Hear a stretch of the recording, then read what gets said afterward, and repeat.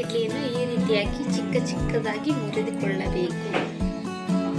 ಬೇಕಾಗಿರುವ ಸಾಮಗ್ರಿಗಳು: ಒಂದು ಈರುಳ್ಳಿಯನ್ನು ಸಣ್ಣದಾಗಿ ಹೆಚ್ಚಿಟ್ಟುಕೊಳ್ಳಬೇಕು, ಒಂದು ಟೊಮಾಟೆಯನ್ನು, ಒಂದು 4 ಮೆಣಸಿನಕಾಯಿ, ಸ್ವಲ್ಪ ಕರಿಬೇವು. ಕಾದಿರುವ ಎಣ್ಣೆಯಲ್ಲಿ ಜೀರಿಗೆ ಸಾಸಿವೆಯನ್ನು ಹಾಕಬೇಕು. ಚೆನ್ನಾಗಿ ಸಿಡಿದ ನಂತರ ಈರುಳ್ಳಿಯನ್ನು ಹಾಕಬೇಕು.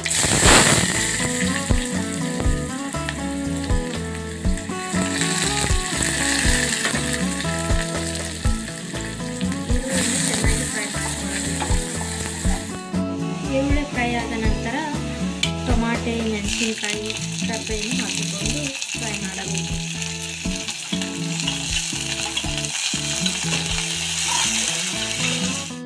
ಒಂದು ಚಿಟಿಕೆ ಅರಿಶಿಣವನ್ನು ಹಾಕಬೇಕು. ರುಚಿಗೆ ತಕ್ಕಷ್ಟು ಉಪ್ಪು,